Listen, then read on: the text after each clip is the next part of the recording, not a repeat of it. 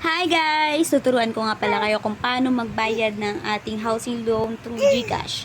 Dun sa bills, punta tayo sa government. Tapos, search nyo lang dito yung Pag-ibig.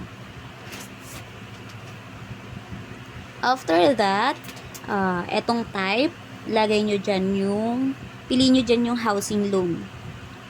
Tapos, ilalagay nyo yung amount, kung magkano yung monthly amortization nyo. Tapos, madadagdagan nga pala siya ng 5 pesos. Pero okay na yan, kesa mamasahe pa tayo, papunta sa Pag-ibig office, tapos pipila pa, diba? Ganun din sa bayad center. Kaya, ito na yung pinaka mabilis na paraan, pinaka convenient. Tapos, dito sa account number, makikita nyo yung account number nyo dun sa pinaka binigay sa inyong papel ng Pag-ibig. Meron dun instruction kung paano magbabayad. Tapos, meron doon nakalagay account number. Yun lang yun. Mga 12 to 20 digits nga yun. After that, lalagay nyo yung period cover. Sa amin, every 30th of the month ang aming monthly. So, ilalagay ko dyan September 30 to October 30.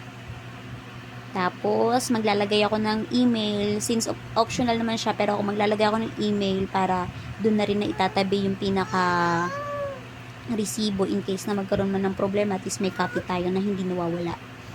As after that, yan. Kukonfirm nyo na lang yan. Ewan ko kung bakit ang tagal ko mag-decide dyan. Siyempre, check mo nga pala yung mga details. Kung tama yung nilagay mo. Tapos, confirm. Ayan na, pwede mo rin i-save sa gallery mo.